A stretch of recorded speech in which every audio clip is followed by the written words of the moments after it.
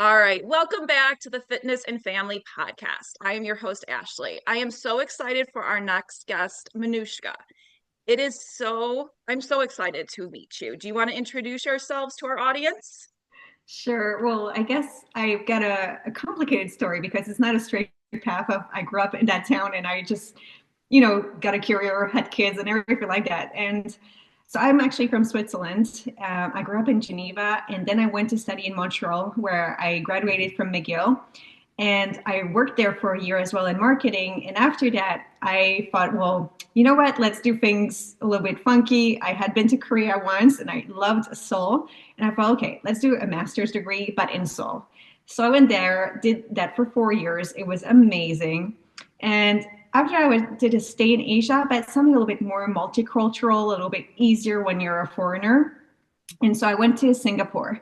And there I spent 5 years. And my last job there was at the Swiss embassy, where I was overseeing social media for the whole of Asia, so over 20 countries. And that was just amazing. And while I was there, I was like, you know what? So many people wish they could live in Switzerland, and I can, and I'm not enjoying that. So it was that point in time where I was abroad for 15 years, and I was like, okay, I feel like I want to be part of a community again, just not just be a foreigner. And it just made sense. And then I came home, and it was right at the time of COVID, so things were a little bit complicated. Mm. But I ended up in the mountains in a small village with, I think there's like 1,500 people, something like that. When I was in Singapore, it was 8 million people in one city. And so big contrast, big changes. And I reconnected with my middle school crush. So we hadn't seen each other in 15 years, and he had been in a relationship for most of that. But thankfully, he was single when we caught up together. And fast forward 3 or 4 years later, and we have a 3-year-old. So a lot of things happen in a very short amount of time. Because at the same time, I quit my job at the embassy. I moved here permanently, and I started a marketing agency. And then when I got pregnant, I was like, okay, I'm going to just take a small break, a few months. Most of my clients were very understanding. And when it was time to get back, I was like, you know what? I'm not ready. I need more time with my son. I don't want to outsource the childcare. He's too little. And we were both in agreement with my partner that this was what we wanted to do. And we were very lucky that we were able to do that. So I stayed at home for about a year. And at the end of that year, I also realized, well, business as usual isn't going to work anymore because I need to shift the way that I work, but also a lot of things happen internally where becoming a mom, I realized I'm a new person. My dynamics are different, my priorities are different. And that's how I figured out that I really want to support mom entrepreneurs. And that's what I've been doing now. And it's been about a year. Oh my gosh. So much. I love your story. I just love the fact of the world traveling to begin with, because so many people just will not get up and do that. So you've always just have this drive, you've always had an ambition, and you can tell that. And especially like you said, right when you have a child, your priorities shift. So you've Mhm. always had that drive, and that drive is coming out with you now creating like this mastermind, going for this mompreneurs. I can feel it in you. And I just wish you weren't in Switzerland so that I could actually, Well, thanks to the magic of the internet, we can it is the communicate and magic of the connect. internet. Yeah, That is definitely. so true. So, really quickly, just of all the places you've been, what is Yeah. the country that you really connected with the most? Like first, straight off the bat, minus obviously where you're originally from. Yeah, that's hard to say because each place has its own flavor, right? And there are beautiful things in every place and things you wouldn't really want to keep everywhere as well. But I Right. think the most rich was for me Singapore because in terms of cultures, they live in harmony. Of course, it is not a democracy, and there's a lot that is done by the government in order to keep Right. things that way. But you get the richness of different cultures, and I think that's just amazing. Bear in mind, it's been 5 years now that I left, and Mhm. I know that a lot of things changed during COVID. And a lot of foreigners that used to live there, especially from Western countries, have left because the cost of living has increased, and a lot of things have changed in the lifestyle as well there. But it's still one of my favorite places to live. And I think what was amazing is that it's so convenient too. And you can eat foods from anywhere in the world. It's just amazing in that That's sense. what I was just gonna say. I'm like, when I think of Singapore, things I've seen, whether I'm watching like a house hunter show or some of my Yeah. friends who have visited there, or if I'm watching just even the F1 race, they always say the food. Yeah. The food is Oh, amazing in Singapore for sure. that is awesome. Oh, I love that. Okay, so you met reconnected with your partner, which I love hearing stories like that. And you have a 2-year old. What do you guys like to do for fun? Because obviously you can be business driven, but No, we have a lot of things that we love doing for fun, and part of that is actually fitness. Like, he's an Mhm. avid runner. I used to be a very avid runner as well. I used to run 4 times a week, except I had a injury, and so now it's, that path of trying to get back into it, and then it hurts, and then you're like, okay, I have to do things differently and do some physio. Mhm. And anyways, I'm in that cycle. But we do a lot of hiking, and now we do also a lot of things with the dog because we have a 12-year-old Jack Russell. So Oh my that's also gosh. like a big part of the activities that we It is. do. It's your other child too. Yes. But it's funny because, like, if he was a younger dog, I'm sure the dynamics would be so much Yeah. different. But because he's older, Hmm. he doesn't want to play, but he's always going to be around in case there's food, Yeah, which, of course, with a 2-year-old, you have food all the time around the house and all over the floor. So they have like that dynamic where they kind of like, it's like conspiratorial. Like, I'll for do a little bit sure. of this and you'll do a little bit of that, and we'll find a middle ground. For sure. Yes. Yes, absolutely. I'm thinking about Yeah. my dog too. I got the puppy, but our other one before he passed away, he was an older dog. So yeah, absolutely. I love Yeah. older dogs. No offense to puppies, but I do like the older dogs. It's a different vibe. It is. It is. Oh, that's Yeah. fantastic. So yes, you guys are a very active family Yeah. for And sure, but and that's one especially of in the things Switzerland. also Beautiful. that we want to give to our kid, right? So we try to limit screen time for Mhm. ourselves because he doesn't have a phone, he doesn't have a tablet or anything like that. But that's one of the things I find sometimes also I have to keep myself in check is like put my phone away, make sure I'm not scrolling in front of him and doing mindless things. And that if I am using my phone, there's a purpose and it's not just like, losing my mind or my spirit. And that's one of the things that we're trying to give him also is for our activities and for the exercise that we do to be in his body. And I think that's one of the things that I'm most proud of is that he's very confident in his body. And every time he goes to like different childcare or spends time with new people, they're like, oh, he's so strong, he's so flexible, he's so good with like his hands. And I'm like, super proud mom, That, basically. no, I definitely wrote that down because I mean that's one thing that I struggle with. I'm getting better at, but that is one thing I struggle with is I want my phone. I just want to Yeah. use it for business purposes. A little Mm-hmm. family thing here and there, but just business purposes because I want to connect with my kid. He has a tablet and everything. And actually he has adjusted himself pretty well. Some days he doesn't even touch it, but Good. that is a very good priority that you have right there. And it's not easy. Fantastic. There are periods when I have to keep myself, really remind myself, like, put it away. And it's an interesting exercise because we don't realize how addicted we are.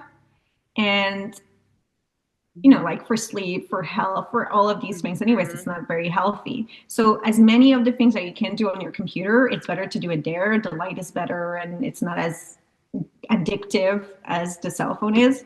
But yeah, it's not simple, and it's something that we have to teach our kids. Our parents didn't even have to think about. So Have this stuff. So we did. That's true. That's true. We yeah. weren't taught this, so we're basically we're the first kind of guinea pigs teaching our kids this Mm-hmm. because we weren't taught it. Oh gosh, Yeah. amazing. All right, I want to dig a little bit deeper into your life before becoming a mom because, like we talked about, your world travels, your studying, Mm-hmm. living in different countries has allowed you to understand people on a different level. So let's go a little bit further into that. Sure. What would you like to know? Just let's kind of go into let's let's focus on Singapore because we talked about that country a little bit. Sure. What did it teach you? Just being in the different country, interacting with the different people, what from where you came from before, which I'm pretty sure was Canada, Mm-hmm. acclimating Oh, yourself. sorry, Korea. Yeah. Yeah. Oh, Korea. Sorry. It was Canada, Mm-hmm. Korea, Singapore. Singapore to get Mm-hmm. lost. But yeah, what did you adjusting yourself to it? Because a lot of us here, even in the States or even in Europe, going to one country, we're like, I can't do this. I'm not capable of this. This is too much for me. And you went to a completely different, even part of the world. So talk about the steps that you took to get yourself used to that. Well, I think it's very different when you're doing it for travel, like for just leisure, and when you're moving to like actually work Yeah. and in some way embed yourself in society because you don't want to just be on the outside looking in, right? Um, when you're going abroad, I think one of the things that is very important if you're new to that concept and it's not something that you're used to, is just observe because there are very subtle things that people behave in a different way. And whether it's like in terms of your security or just curiosity, you want to start by observing in order not to make big blunders and just being impolite or disrespectful or whatever, but also just to understand like what are the dynamics around you and like how people behave. And of course you're gonna stick out because you're not from there. And that's normal. But you want to also just be able to understand what is happening around you. I love that. So you really just need to be open. Yeah, Really just be exactly. And open it's to like learn. Mhm. when you're going somewhere else, you want to understand the other ideas too about different concepts and different habits that people have. And I'm not talking about religion or cultures, just like the very overall, like how people behave kind of thing. But you know what I think is most interesting is that when you're a foreigner or when you're traveling, that's when you get to know yourself the most because it's because you're outside of your own element, your own kind of way of thinking. And because there is that contrast, you can see how like, oh, I wouldn't do things like this. And suddenly you Oh, realize, well, I actually have this way that I do things, and that's why I do these things, which you wouldn't have that thought process if you're at home just doing your everyday life as usual, right? And so mhm. that's one of the things I actually really enjoyed from traveling and living abroad. It's like you're constantly brought back to who you are too. Hmm. That's really good. I really do enjoy that. Because I'm just kind of remembering, I mean, when I went to school, it was only like college, it was only 2 hours away, but it's true. Mm-hmm. Like when you went to school, I had to get over a homesickness for a little Yeah. bit. But yeah, I just like immersed myself. I almost had to, didn't want to say like disconnect myself from my parents, just being an only child. Mm-hmm. But once I actually put myself into like my studies, meeting brand new people, yeah, you really Yeah. truly did discover who you are. You grew as a person. You didn't know things you were capable of doing. Yeah, Mm-hmm. that's true. So yeah, but I can just imagine what it's like to go to a different country with that. Do you Well, have like a it's specific similar. example? Do you have like a specific example of something that you learned, like an aha moment? Let's go back to South Korea because that's where you got Okay. your master's, right? With South Yeah. Korea. Okay, do you have Mm-hmm. like an aha moment where you kind of really discovered yourself in that country? I know I'm going back like a bunch of years. No, no, no. I'm trying to think of a good example because I have different things that come to mind, but it has to make sense for what we're speaking about. Let me say. I think one of the things that was really interesting for me is to see how women behave and are treated in Korea. And it's a country that is known for being a very machist country, like very macho man kind of thing. And women also participate in that. It's not just coming from one way, it's also because women enable it in a sense. And it when I was in Canada, that's when I met a lot of Korean people and women in particular, and I didn't understand why so many of them wanted to immigrate to Canada.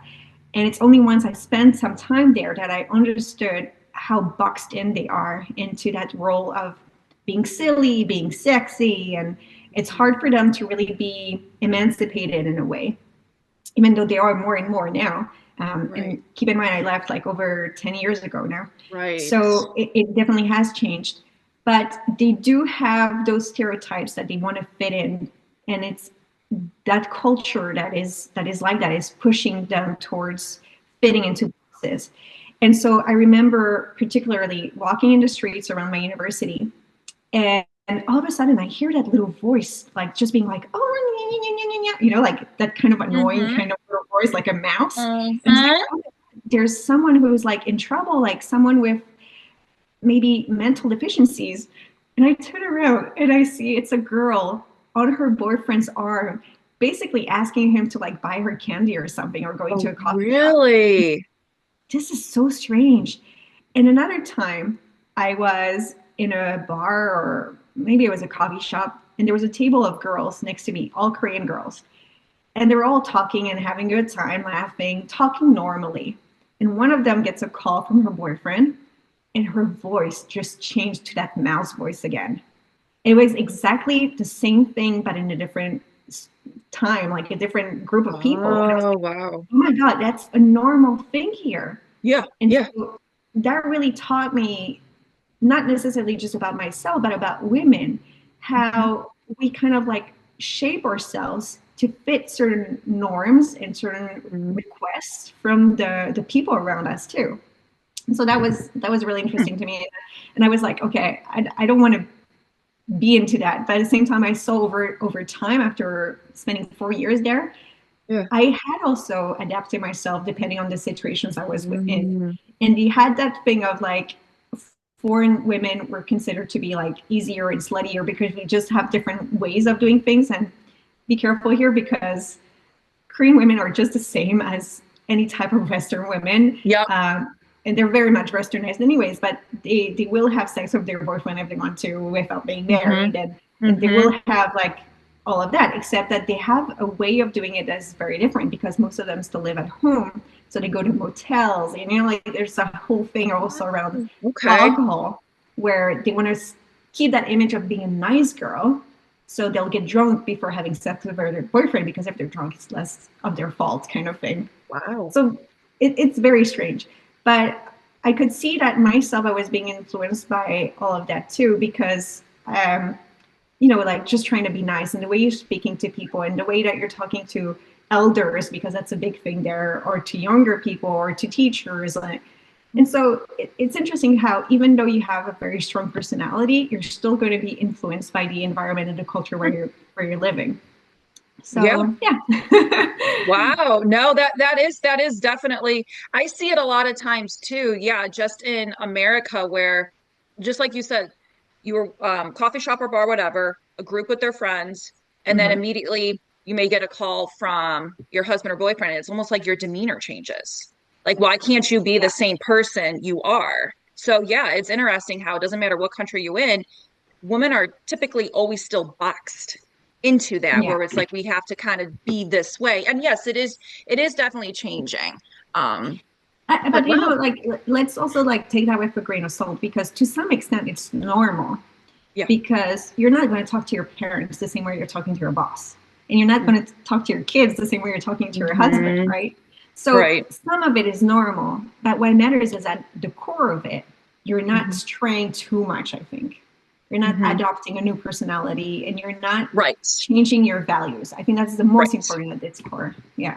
Yep. Yep. That's a perfect way to say that right there. Yeah, you're still staying true to yourself. Mm-hmm.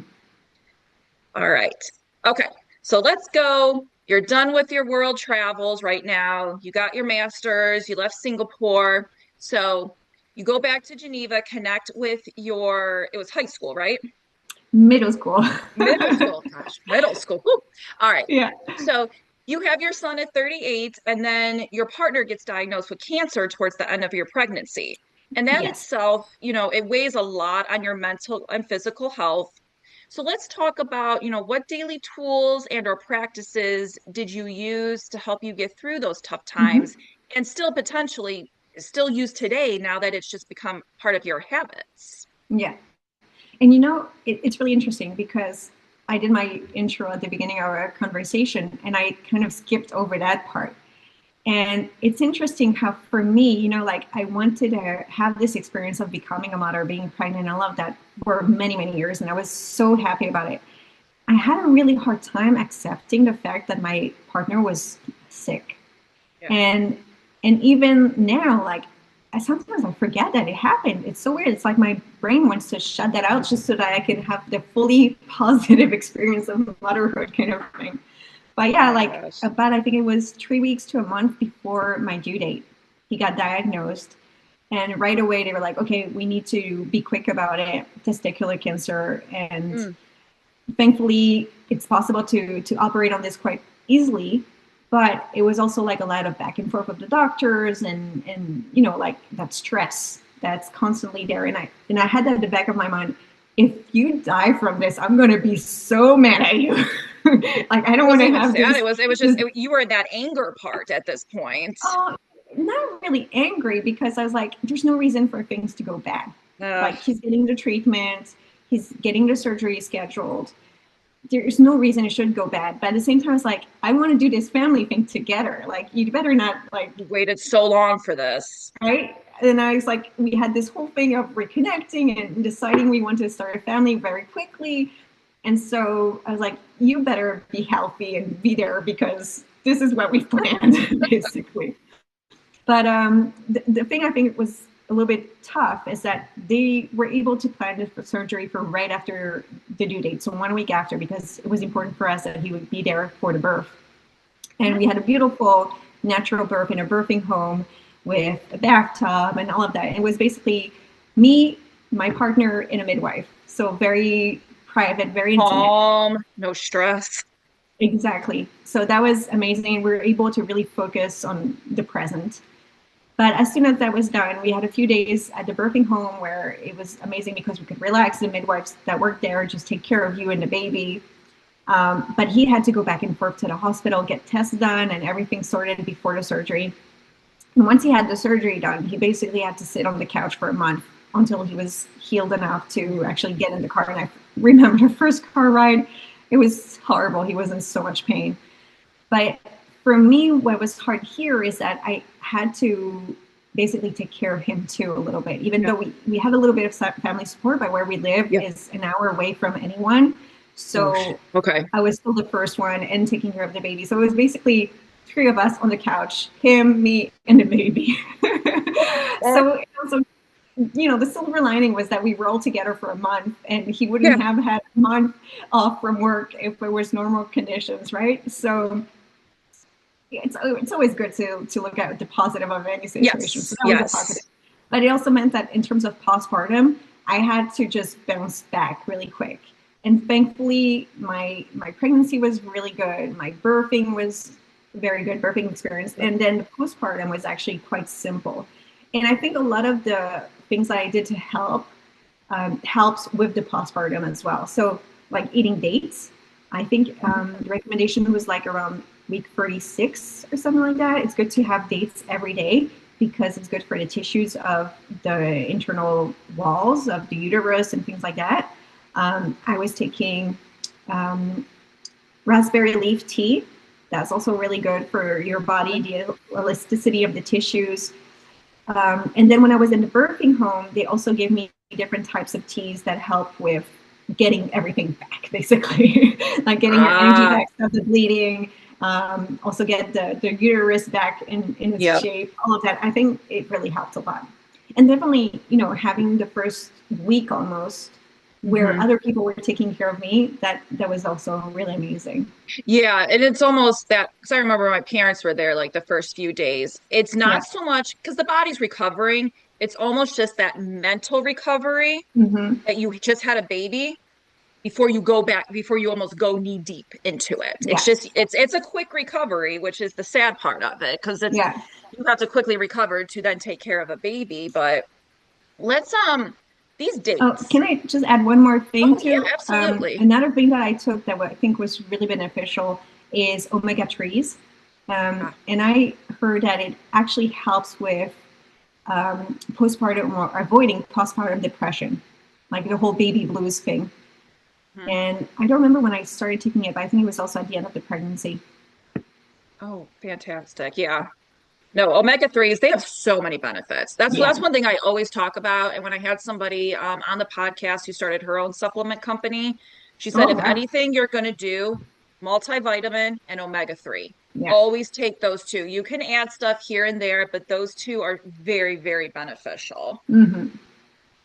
Let's go because one big thing about this is all leading into your business. So I want to Yeah. dive next into your business. So, one, you have a 5-day Instagram reel challenge called the Cringe to Confidence, but the focus itself isn't about posting videos.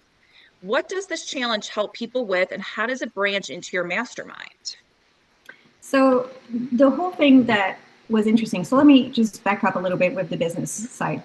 When I decided to go back to work, I realized I don't know where to start. How do I juggle being a stay-at-home mom still, because he was just going 2 days a week to daycare, and so that was 2 days out of 5, and that doesn't leave me that much time. And then how do I basically get things done better? And I knew I wanted to go towards more like advisory and coaching for mom entrepreneurs using my marketing background, because I've been in marketing for 15 years. And so I started conversations, and very quickly I was like, wait, I'm not the only one who wants to know about this. So I started a podcast. And before the business, before anything, I started recording interviews with other moms in business. And as I was recording, I hadn't even hit publish. And I was like, wait, we need a mastermind, basically group coaching for moms to like talk together about business, about life, about babies, but also in a way where we can set an objective that we want to accomplish in the next 3 months. Because it's hard being a business owner. You have so many hats that you have to wear. But when you add to that the complexity and the time demand of being a mom and having a family, it's very difficult. And having a group of women that understand, first of all, you feel less alone. You can hear good tips and just share, like the conundrums of the everyday. And that's how things just kind of got started. So I was doing the recordings, setting up the mastermind. I also did some coaching with one-on-one clients.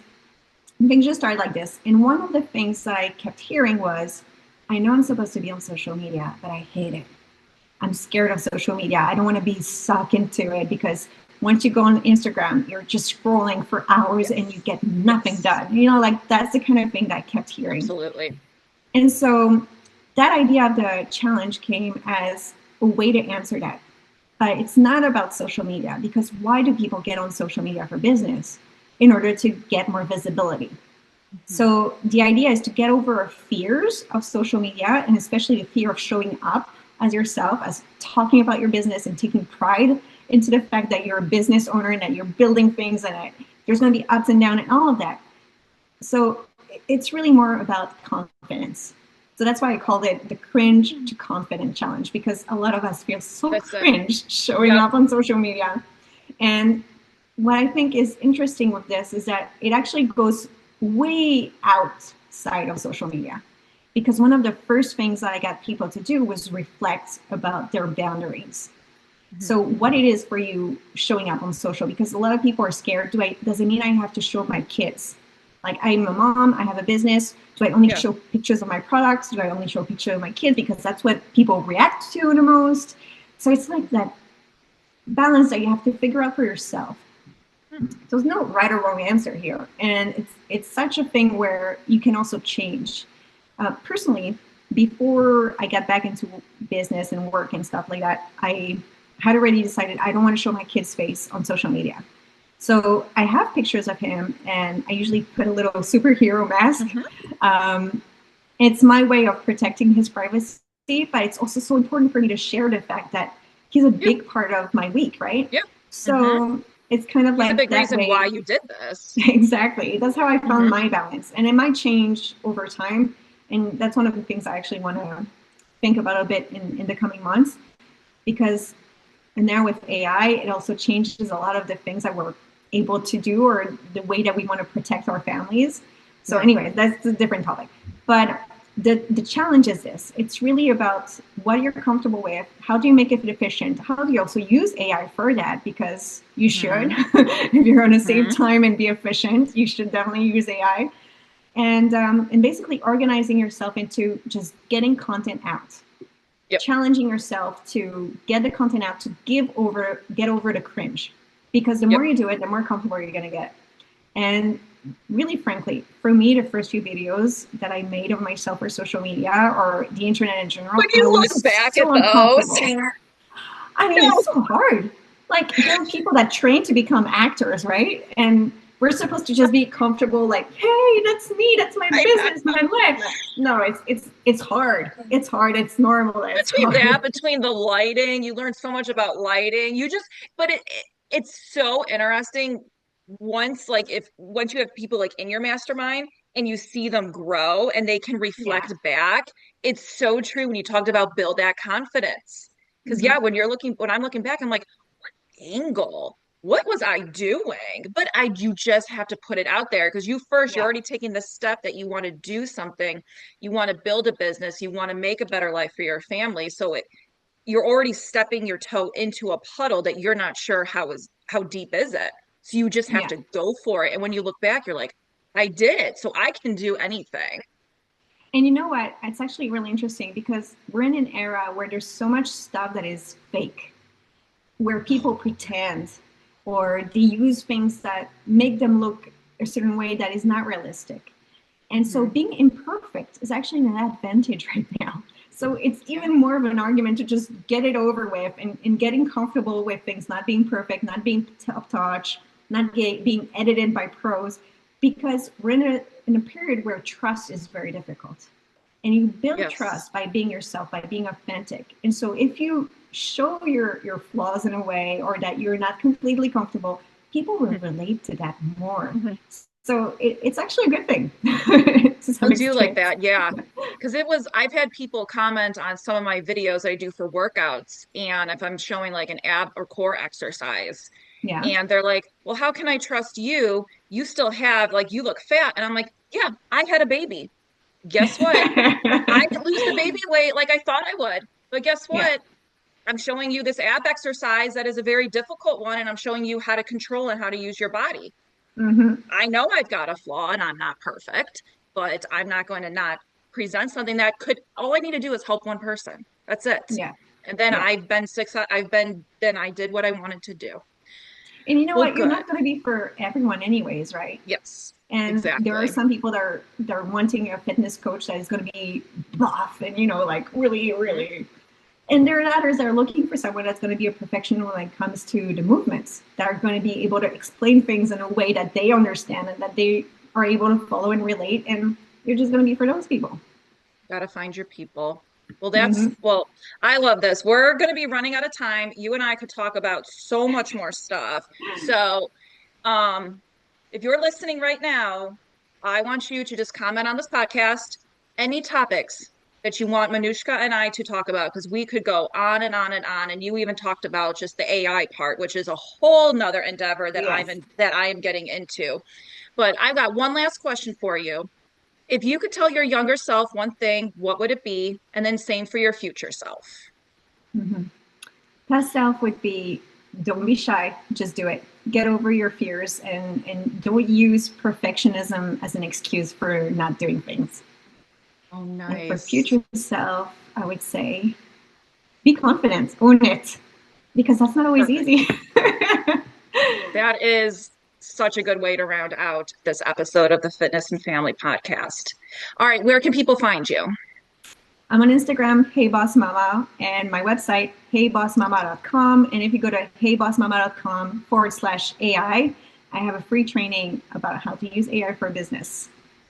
Awesome. And I will put that into the show notes so that everybody Thank you. can go and visit it. Well, Manushka, I am Awesome. so happy that we were able to connect with you being in Switzerland and me in America. We found a time. This was an amazing conversation. So No, thank you thank you so so much for much. joining me. It was lovely, Awesome. and I love speaking with you. Oh, I love it. All right. Well, make sure you hit subscribe, download this episode, and I will see you guys on a future episode of the Fitness and Family Podcast. All right. Bye. Bye.